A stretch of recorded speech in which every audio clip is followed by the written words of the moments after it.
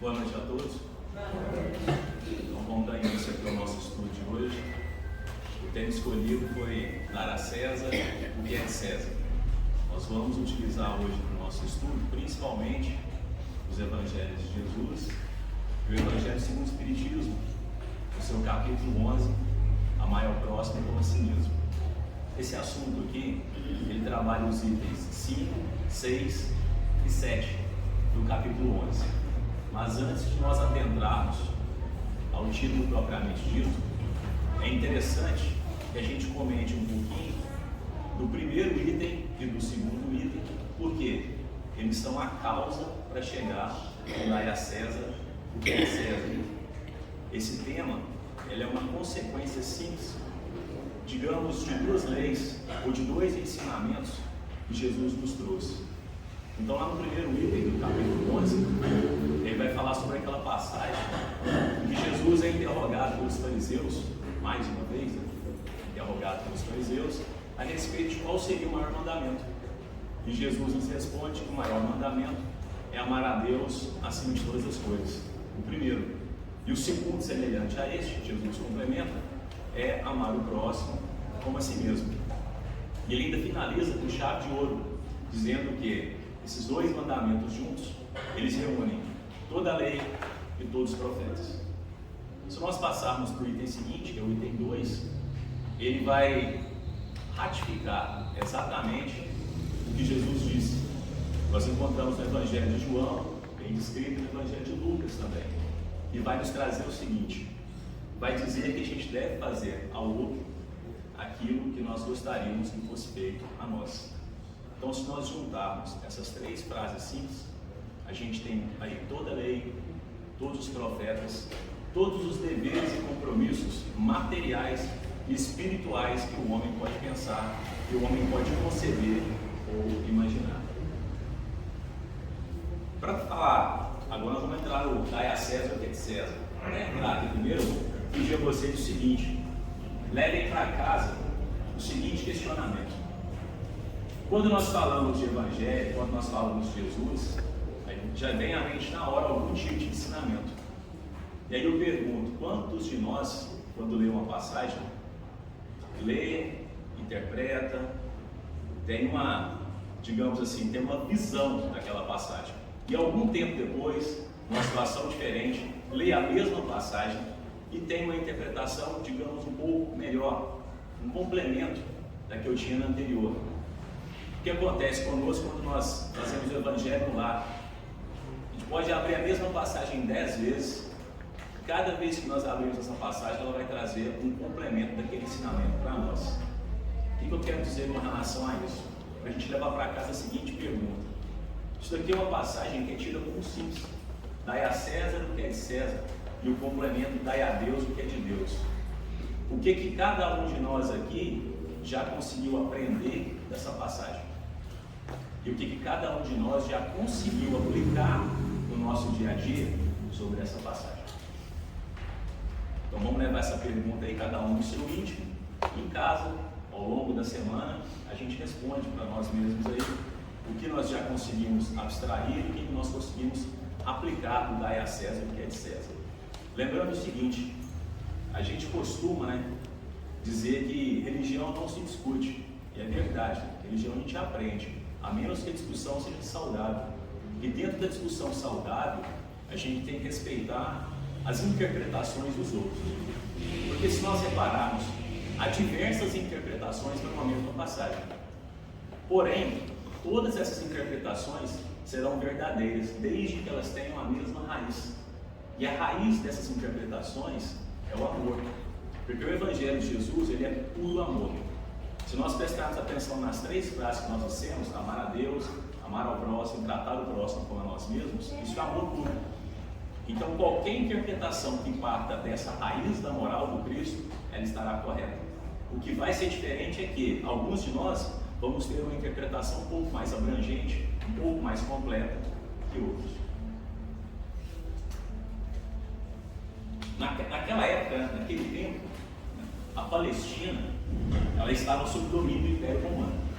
E o que acontecia? Roma estava expandindo os seus territórios. E sempre que Roma conquistava algum local, ela instalava ali um governo.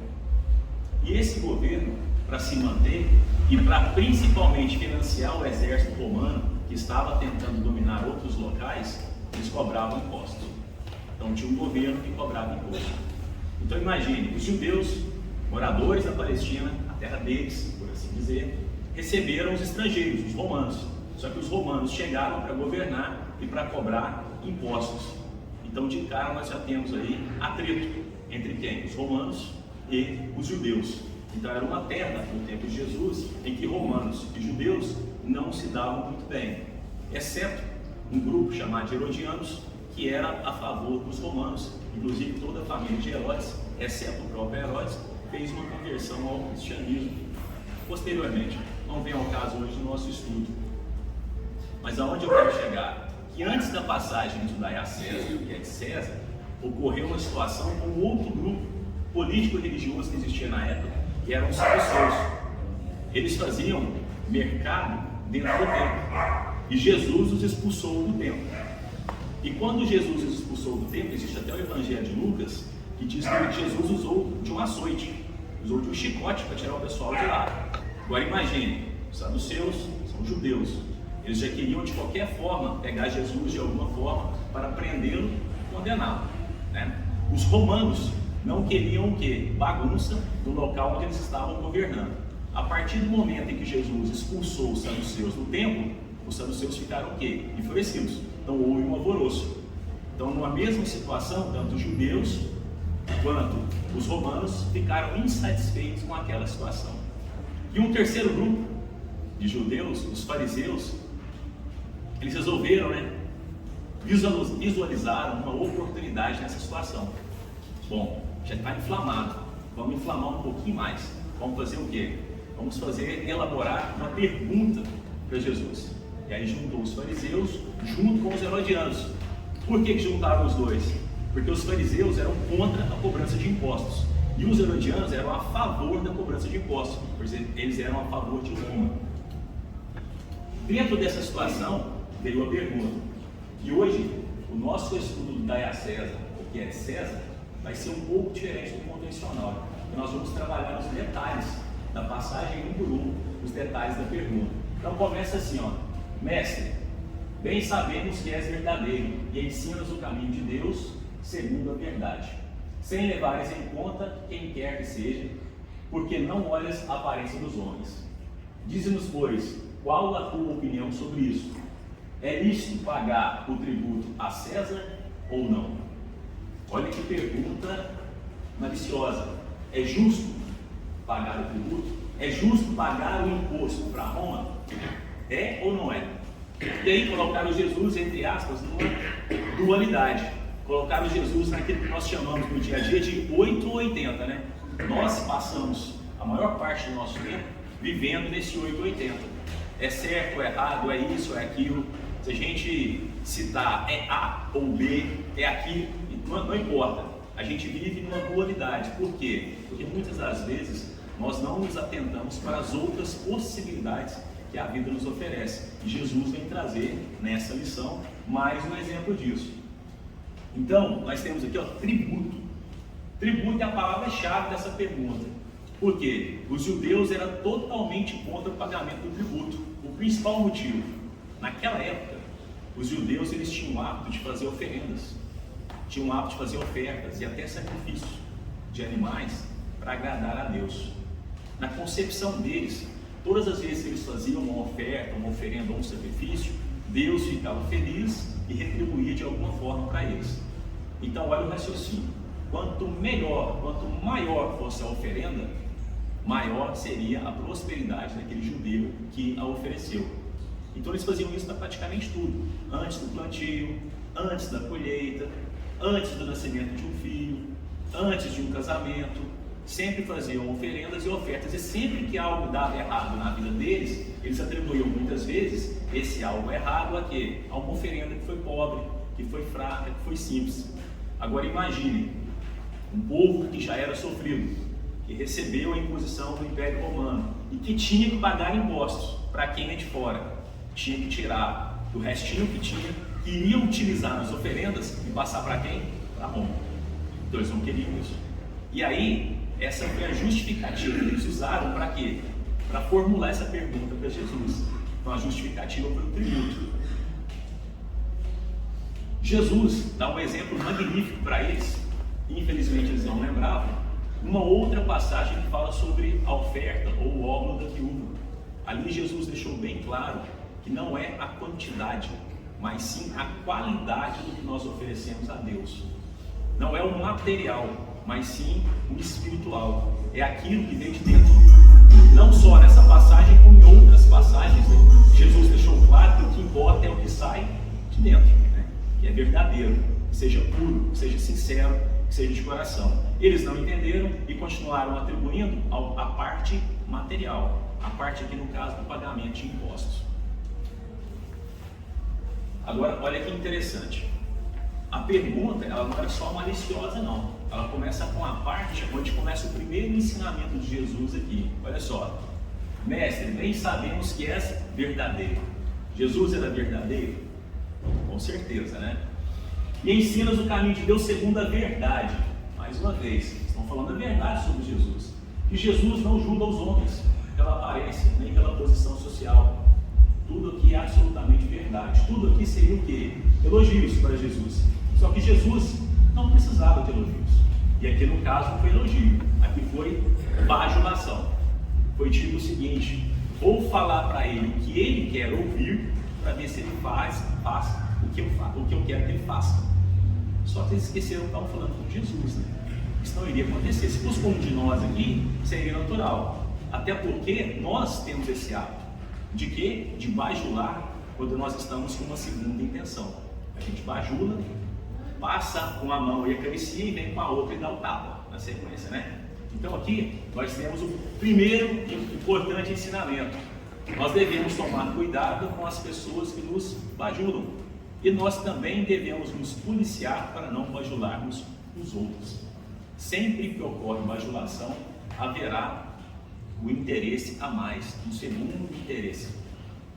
Quando eu devo bajular, por assim dizer, então eu posso elogiar. Elogio é diferente de bajulação, porque o elogio ele é sincero e verdadeiro. Senão, vira bajulação novamente. Lembra daquela história do rapaz que se arruma todo para ficar bonito para a moça e chega e fala: como eu estou? E ela fala: bonitinho, né? Não é um elogio verdadeiro, né? Tá bonitinho. Aqui é a mesma coisa, só que é a parte de bajulação, é a parte da falsidade, a parte da mentira. Seguindo, e aí Jesus, né, que já conhecia o coração daquelas pessoas, já sabia da malícia que havia ali, ele faz o quê? Ele faz a pergunta: por que experimentais hipócritas? E olha que interessante, quando a gente lê isso aqui, a gente fala: nossa, mas Jesus foi muito sem educação. Dá uma resposta desse naqueles pobres coitados que estavam elogiando. Bom, aqui vem a segunda lição, né? Jesus poderia muito bem ter respondido também com bajulação. Vocês que são meus fiéis, que adoram a lei judaica, que são os maiores conhecedores da lei, estão me perguntando e eu vou... Não. Jesus foi simples, curto e direto. Ele usou o quê? Sinceridade e verdade ao mesmo tempo. Quando ele pergunta, ele simplesmente pergunta: por que me tentais? Porque não foi a primeira vez. Foram várias e várias vezes que os fariseus, os herodianos, os saduceus testaram Jesus. Fizeram perguntas maliciosas para Jesus. E aí chegamos no 880, né? E eles acreditavam que Jesus responderia que é lícito ou que não é lícito. Só que Jesus já sabia o seguinte: imagine a situação. Se Jesus fala que é certo pagar o imposto, o tributo para César, ele teria arrumado encrenca e confusão com quem? Com os judeus, né? Porque os judeus eram contra essa cobrança de imposto, eram contra esse tributo. Se ele fala que não, vocês não devem pagar esse imposto, vocês não devem pagar, ele ia arrumar confusão com os herodianos que estavam lá, que representavam quem? Os romanos. Então qualquer uma das duas respostas que Jesus desse, ele estaria o quê? Arrumando algum tipo de problema, tanto para ele quanto para a região. Um problema para aquela situação ali. se a gente pudesse trazer para as nossas situações de hoje, né? O tributo daquela época virou uma questão religiosa.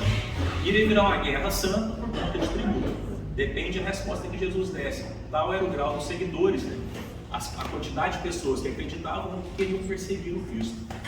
Só entrava lá quem pagava impostos, né? Como? Só entrava se você pagasse impostos, né? Acredito que alguns partidos lá funcionassem dessa forma.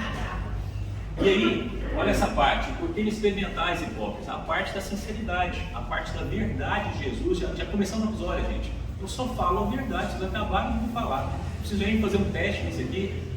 E aí Jesus continua, né? O ensinamento está aí, e Jesus já conhecia isso daqui, ó. Entre o 8 e o 80, existem 72 possibilidades. Desde aquela época, eu acho que Jesus já sabia disso. Só que os fariseus não sabiam desse pequeno detalhe, que entre o 8 e o 80 tem 72 possibilidades. Ficaram presos nisso. A gente brinca um pouquinho, mas o certo é o nosso dia a dia. Muitas vezes, quando a gente se vê entre o 8 e o 80, a cruz ou a espada, o que nos falta às vezes é sentar, é orar, é fazer um raciocínio um pouco mais longo e prestar atenção no que eu preciso. Vou definir baseado em quê? No meu presente, no que já aconteceu, no que eu espero no futuro, né? Eu devo tomar uma decisão que vai ser boa para mim, vai prejudicar alguém. E a gente volta lá no começo de amar ao próximo. E a gente volta de novo a pensar, vou fazer com o outro que gostaria que fizessem comigo. Perceberam que uma coisa está ligada à outra? E a gente ainda nem falou do dar a César, né? Como que funciona. E aí vem a lição. Jesus olha e fala: mostrai-me a moeda do tributo. E eles apresentaram a moeda para ele. Levaram a moeda para Jesus. Jesus pegou a moeda e Jesus continuou. A moeda lá do César. E Jesus continua: de quem a efígie e essa inscrição? De quem que é a cara que está ali? E de quem que é a inscrição que está ali? Perguntou para os fariseus e para os herodianos. E eles disseram: é de César. E aí Jesus dá a resposta chave. Então, meus amigos, dai a César o que é de César e dai a Deus o que é de Deus. E olha como que termina a história. E eles, ouvindo isso, maravilharam-se e o deixaram. E saíram. Esse maravilharam-se não é porque eles acharam maravilha, eles acharam legal, não. É porque eles se espantaram com a resposta que o Cristo deu. Eles queriam o quê? Paga ou não paga? Nossa, essa daqui, sabe aquela famosa história? Você me quebrou no meio. Não sei o que eu faço agora. Sabe o que eu vou fazer? Rabinho no meio das pernas e vou embora. E foi o que fizeram. Não foi a primeira vez que essa situação aconteceu. Por várias e várias vezes eles iam discutir com Jesus, chegava em determinado momento que eles viam que não tinham mais como discutir com Jesus e ir embora. É claro que nesses momentos alguns deles eram tocados. Alguns deles a luz acendia, comecei a entender. Outros não. Endurecidos de coração, esperavam uma nova oportunidade para mais uma vez questionar o mestre. Essa daqui é uma das melhores, né? Porque essa daqui ela traz um viés de que você começa lendo achando que só tem duas saídas, e quando você vê, para quem gosta de lógica aqui, né? Existe um sim aqui e vai embora. E aí, a gente lembra de uma outra passagem do Cristo, na minha opinião, uma das mais belas que existe no Evangelho, que é a da adúltera. Né? Uma mulher é em adultério, e naquele momento, de novo, eles questionam Jesus, né? De acordo com a lei, ela deveria ser apedrejada. E já estão todos com as pedras nas mãos, esperando só Jesus falar: olha, tem que cumprir a lei, ou não tem que cumprir a lei. Porque Jesus fala diversas vezes: eu não vim destruir a lei. Né? Só que eles entendem a lei lá, outra lei, mas sigamos. Eles queriam de novo a resposta de 8 a 80 de Jesus. E mais uma vez, Jesus, eu acho que dessa vez ele estava até assim, ó, vamos dizer assim, ele falou: nossa, de novo. Ele vai agacha, começa a mexer no chão e fala: aquele que não tiver pecado, que atire a primeira pedra. E aí a passagem termina de uma forma muito bonita, dizendo que eles foram saindo, um a um, envergonhados, né? Começando pelos mais velhos. E não entendamos aqui os mais velhos em idade, vamos entender aqui os mais velhos em espírito. Porque esses entenderam: nossa, essa foi chave. Quem não tiver pecado, pode apontar o dedo, né? Não vai dar não. Todos saíram. Outro exemplo. E aí dessa lição parte o nosso ensinamento. Jesus estava lá entre a cruz e a espada, mas ele fez diferente. Ele mostrou que além do símbolo não existe uma outra saída. E aquela saída, ele usou o quê? Mostrando justiça. Ele deu uma resposta cheia de justiça, que era justo naquela situação. É justo pagar César? É. É justo não pagar César? Também, né? Ficou aquela do não entendi. Então, olha o que ele fala: a cada um seja dado o que lhe é devido. Então, se você está devendo para César, pague. É justo. Se você não está devendo para César, você não precisa. Ficou implícito. E complemento: se você está devendo para Deus, pague. Se você não está devendo, eu estou dizendo pague aqui, porque daqui a pouco eu vou apagar esse pague, viu? Eu sou um dos espíritas que não gosta de usar o verbo pagar. E nós vamos ver daqui a pouco por quê. Nas traduções do Evangelho, em muitos casos vem pagar, em outros vem dar, que eu acho que é o mais próximo. Porque Jesus ele não disse para pagar, ele disse para dar. Dai a César, que é César, e dai a Deus, o que é de Deus, né? E aí, meus amigos, quando a gente fala de moeda, quando a gente fala do César, propriamente dito, né, do que estava escrito lá, a gente lembra de dinheiro. E a gente pode trazer um pouquinho para os nossos dias atuais, né? Não vamos entrar neles ainda, daqui a pouco no próximo slide a gente entra. Mas falou de dinheiro, a gente começa a lembrar dos nossos compromissos e das nossas necessidades materiais. E basicamente é para isso que o dinheiro existe, né? O dinheiro é uma das formas que existe do progresso. E esse progresso vem através do quê? Do trabalho. Nosso trabalho é remunerado através do dinheiro. Naquela época também era. Existiam outras formas de escambo, outras formas de troca, existiam. Mas vamos trabalhar aqui com as moedas que nem acontecia lá na época do César. E quando Jesus fala esse dai a César, ele está dizendo o quê? Ele está se referindo às coisas materiais. Vamos lembrar da moedinha lá, que é material, que é física. Então ele está tratando do mundo material, do mundo físico. Então vamos dar ao mundo o que é do mundo, vamos dar ao homem o que é do homem. E nós, no nosso mundo físico, nós temos diversos compromissos e responsabilidades. E muitas vezes nós fugimos de um compromisso ou outro, de uma responsabilidade ou outra, com algumas justificativas para não fazer aquilo que nos era devido fazer, naquele momento que nos era obrigatório dar a César o que é César. Em outros momentos, nós vamos trabalhar também com a parte de dar a Deus o que é de Deus. Evoluindo um pouquinho mais, né, aprofundando um pouquinho mais o nosso raciocínio, a gente precisa lembrar o seguinte: todas as palavras que Jesus traz, todas as lições, a gente começa interpretando do simples e vai para o complexo. Então a gente não pode simplesmente restringir uma interpretação de alguma lição ou palavra do Cristo. Então começa pequeno e se expande.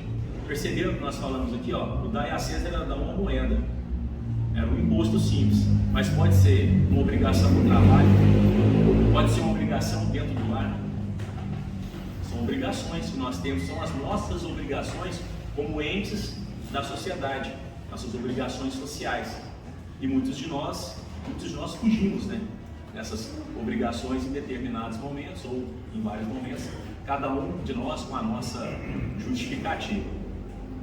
Mas a gente tem que entender o seguinte: como nós dissemos no início, esse ensinamento ele vai decorrer do amar a Deus sobre todas as coisas, amar ao próximo como a si mesmo e fazer aos outros que gostaríamos que fosse feito a nós. Quando nós descumprimos as nossas obrigações, nós estamos desrespeitando o nosso próximo, nós estamos desrespeitando os outros.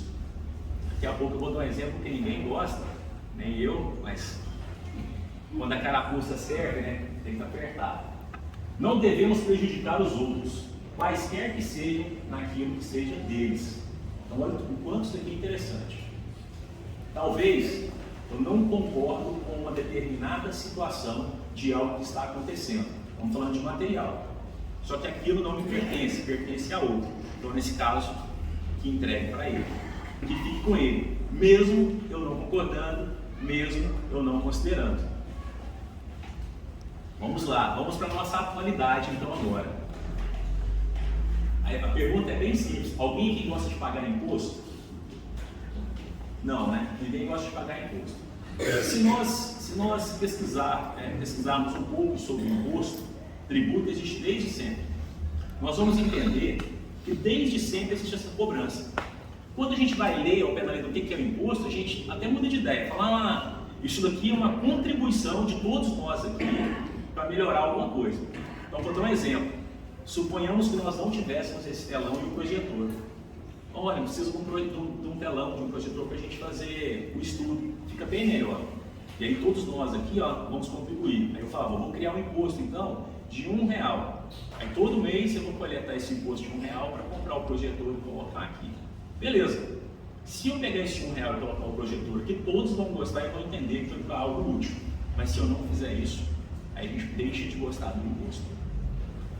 Não vamos entrar em política, mas é só para a gente ter noção de como era o pagamento do tributo de César lá.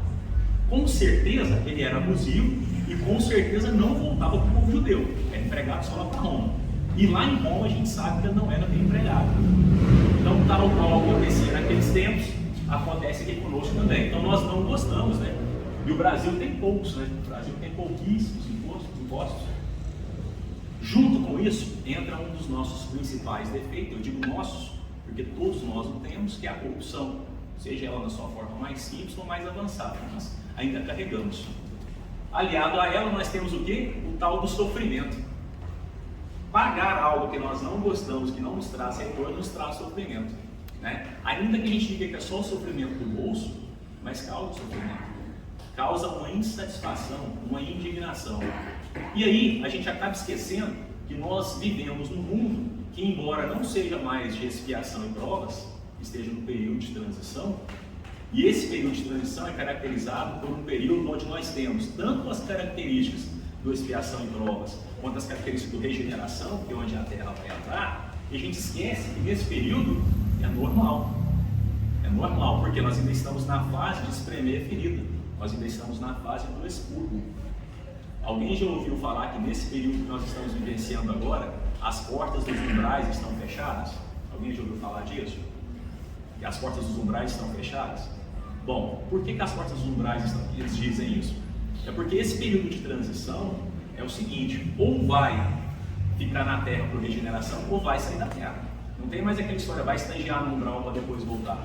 Vai estagiar no umbral lá da outra Terra. Então é por isso que alguns estudiosos dizem que as portas dos umbrais estão fechadas. E nesse momento, a Terra passa por um período qual? Que aqueles últimos que estavam lá nos umbrais pediram a sua última chance de aqui permanecerem. E a espiritualidade amiga, na sua infinita misericórdia, nos concede isso. É por isso que nós passamos por um momento onde a gente fala, nossa, nunca vi tanta corrupção, violência, guerra espalhada no mundo inteiro. Porque são os chamados finais dos tempos. Finais dos tempos de quê? Da transição, do período de transição para entrar no processo de regeneração. Mas isso fica para um outro estudo nosso, tá? Se nós continuarmos com as nossas obrigações, né, lembrando do Dai a César, olha ali, nós temos vários exemplos do Dai a César. Trabalho, com a sociedade, com a nossa família, com os compromissos que nós assumimos com os nossos estudos, com os compromissos que nós assumimos com as cargas tributárias também, por que não dizê-las? E se eu não estou gostando de algo, isso não me dá o direito de deixar de cumprir com a minha obrigação. Por quê?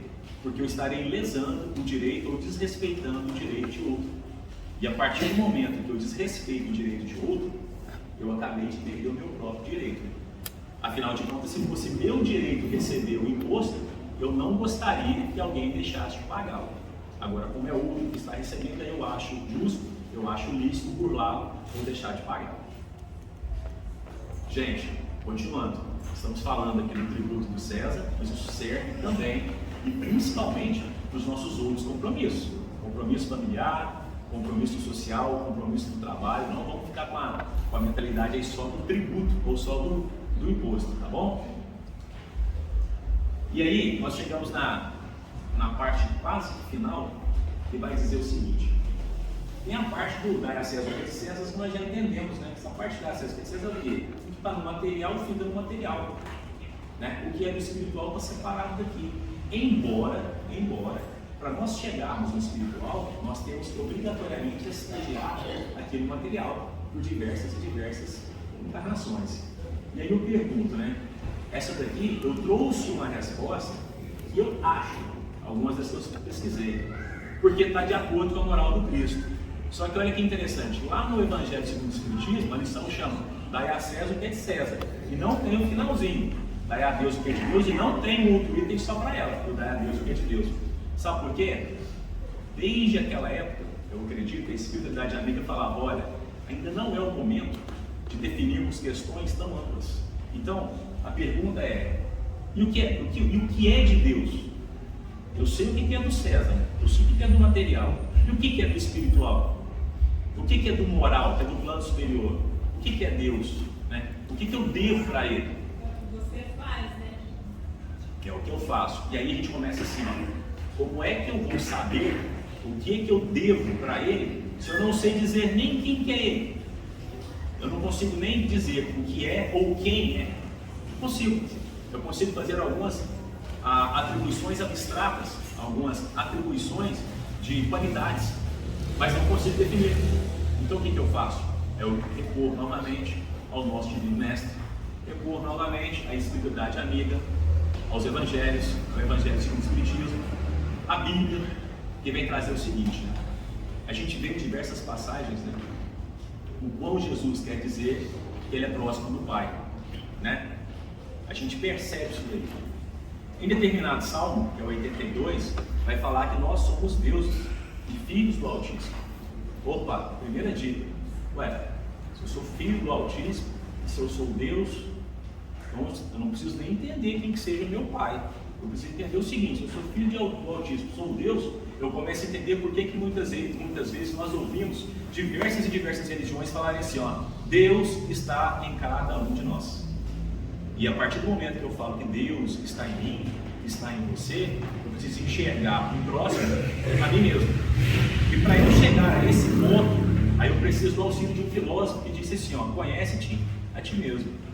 Então, antes de tentar entender, ou conhecer, ou definir o que é Deus, eu preciso entender, definir e conhecer quem eu sou.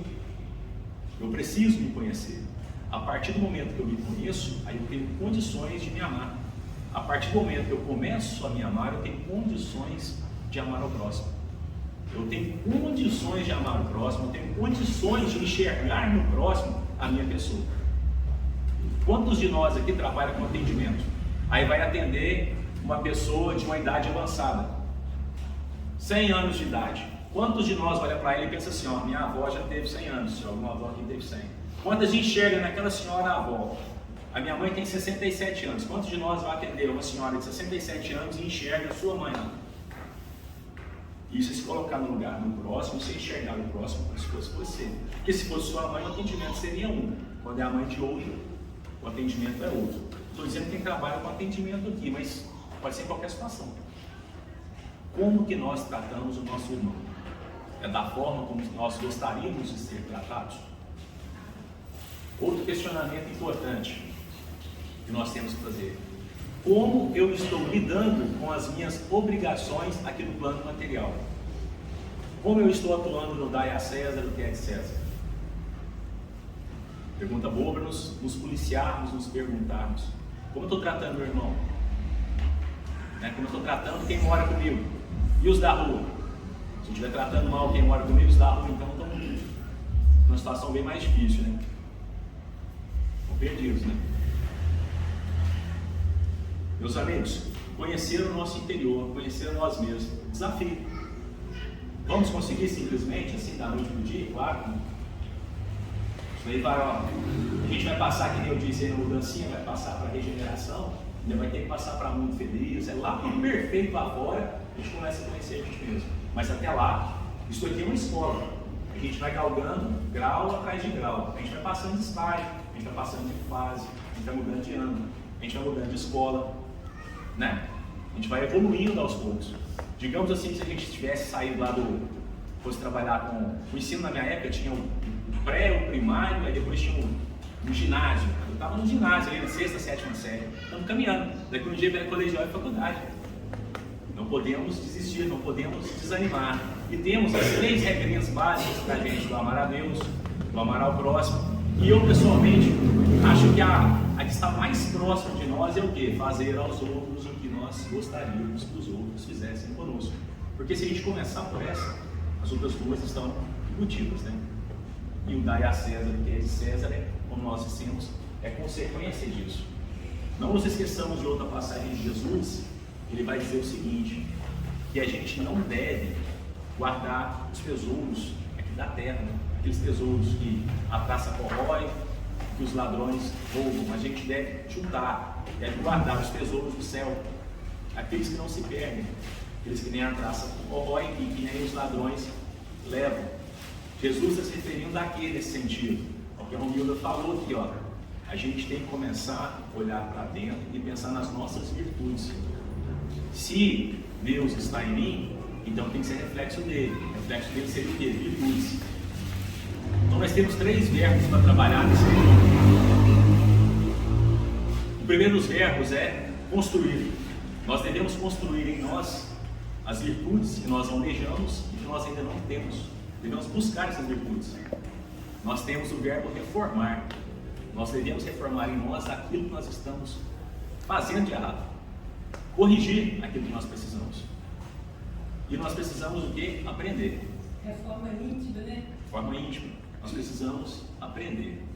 A partir do momento da aplicação desses 3 verbos, né, construir, reformar e aprender, a gente tem condições de executar.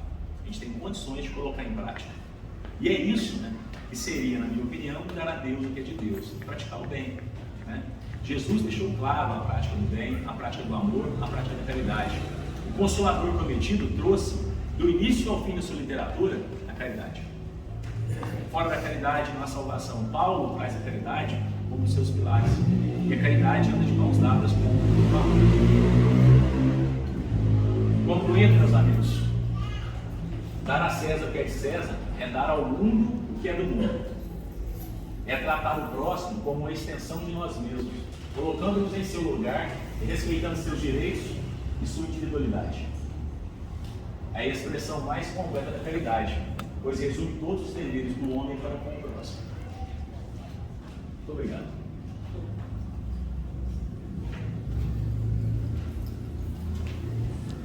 Vou fazer a prece.